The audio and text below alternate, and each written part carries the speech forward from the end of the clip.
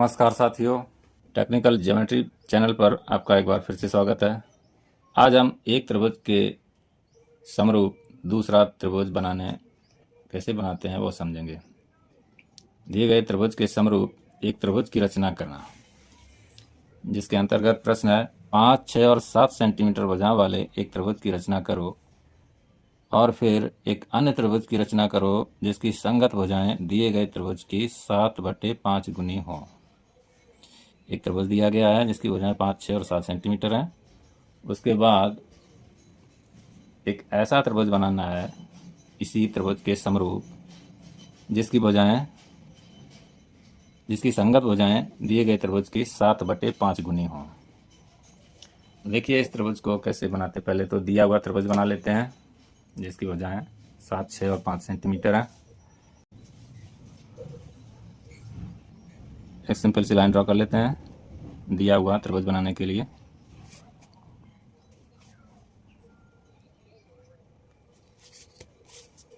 आधार रेखा 7 centimetre रख लेते हैं, तो हम 7 सेंटीमीटर दूरी इसमें से काट लेंगे।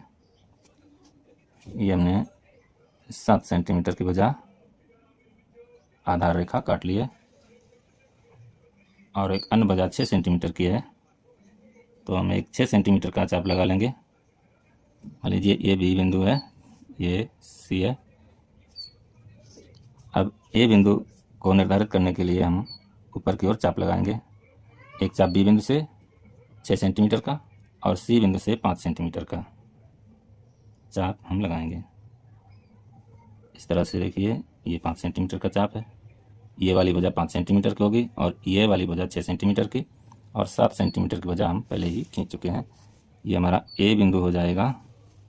ए सी और ए बी को मिला देते हैं तो हमारा दिया हुआ जो त्रिभुज है वो बन करके तैयार हो जाएगा।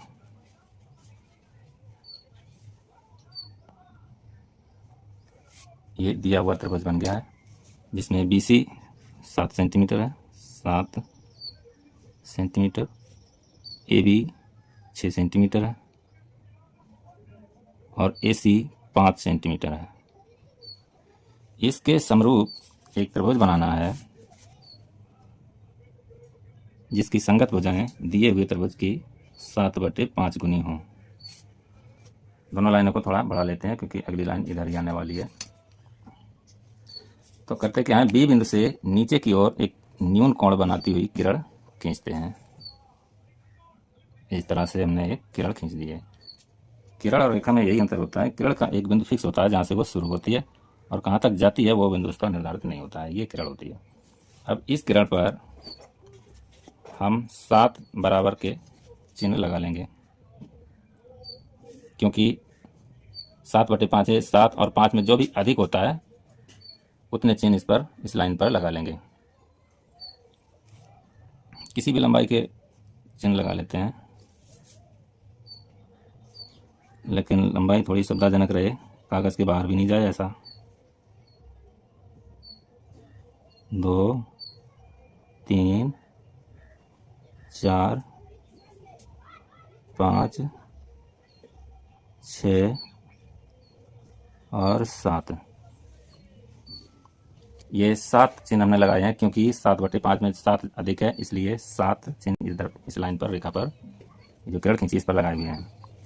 अब हम 5वां जो चिन्ह है, नीचे 5 है, 5वें निशान को 1, 2, 3, 4, 5 इसको सी बिंदु से मिला देंगे। बहुत आसान है। एक एक प्रश्न सीखते रहिए। सारी चीज़ें एक ही बार में सीखने की कोशिश मत करिए। एक एक प्रश्न को आराम से तसल्ली से सीखते रहिए। बहुत टाइम होता है परीक्षा तक, तब तक तो सारा सॉल्व हो जाएगा। बेसिक की वीडियो हमने पीछे डाल रखे हैं। बेसिक अगर देखना है, नहीं आता है तो पीछे आप देख सकते हैं। ये मान लीजिए इसका भी कोई नाम रख देते हैं एम। सी एम के समांतर, और ये जो 7वां पॉइंट है हमारा, वहाँ से सी एम के समांतर एक लाइन ड्रॉ कर देते हैं जो कि बी सी रेखा के बढ़ाए हुए भाग को कहीं ना कहीं काटेगी। 7वें चिन्ह से हमने ये सी एम के समांतर एक रेखा खींची है।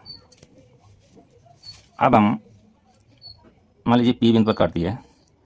पी बिंदु से AC के समांतर एक और लाइन खींच देंगे, पी बिंदु से AC के समांतर।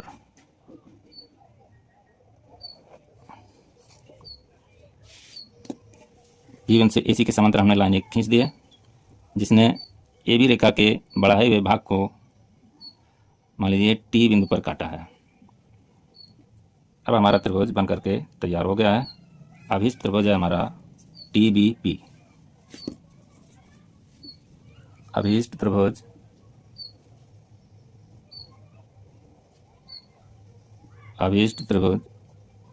TBP और दिया हुआ त्रिभुज ABC। दिया हुआ त्रिभुज ABC था हमारा और अभिष्ट वाला TBP है। तो अभिष्ट जो हमारी रेखाएं हैं, अभिष्ट रेखाओं को हम थोड़ा डार्क कर देते हैं इस तरह से।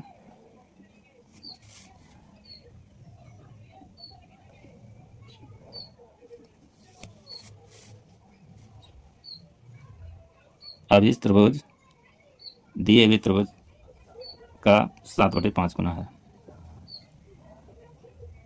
संगत रेखाएं, संगत भुजाएं 7/5 गुनी हैं। तो इस तरह से ये प्रश्न हल हो गया है। वीडियो अच्छा लगा हो तो लाइक कर दें और ऐसे ही प्रश्नों के लिए चैनल को सब्सक्राइब करके रखें। धन्यवाद।